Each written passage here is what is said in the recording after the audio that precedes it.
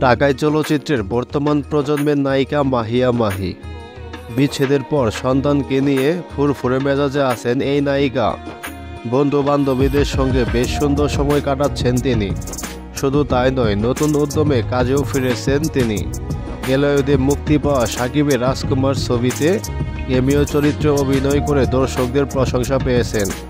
এদিকে কিছুদিন আগে কই জানে না সিনেমার আশিকি গানের সঙ্গে নাচের একটি ভিডিও প্রকাশ করে নেটাগরিকদের মনে আলোড়ন সৃষ্টি করেন।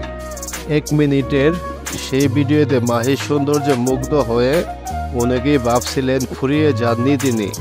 অনেকে তাকে এমন রূপে ফের পর্দায় দেখার স্বপ্ন দেখছিলেন।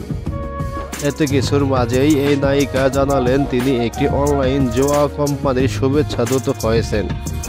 খবরটি জানিয়ে নিজের ফেসবুক থেকে প্রকাশ করা এক ভিডিও বার্তায় মাহি বলেন, আমি মাহিয়া মাহি।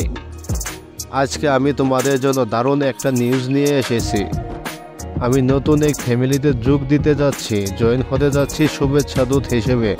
অনেক চমক নিয়ে আসবো তোমাদের কাছে। দেশের একজন সচেতন নাগরিক হিসেবেই পরিচিত অভিনেত্রী মাহি মানুষের কল্যাণের কথা ভেবে রাজনীতিতে নেমেছিলেন বলেও ফলো করে প্রচার করেন। তবে এরকম নিষিদ্ধ বেটিং প্রতিষ্ঠানের শুভেচ্ছা দূত হওয়া কি তার শোভনীয়?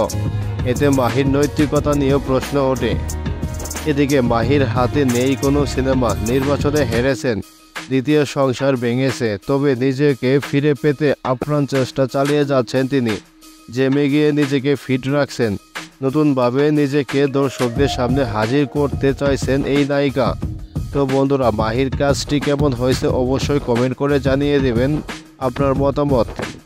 আর এখনও যারা চ্যানেলটি সাবস্ক্রাইব করেননি দ্রুত সাবস্ক্রাইব করে পাশেই থাকুন নিত্য নতুন আপডেট খবর পাওয়ার জন্য। ধন্যবাদ সবাইকে।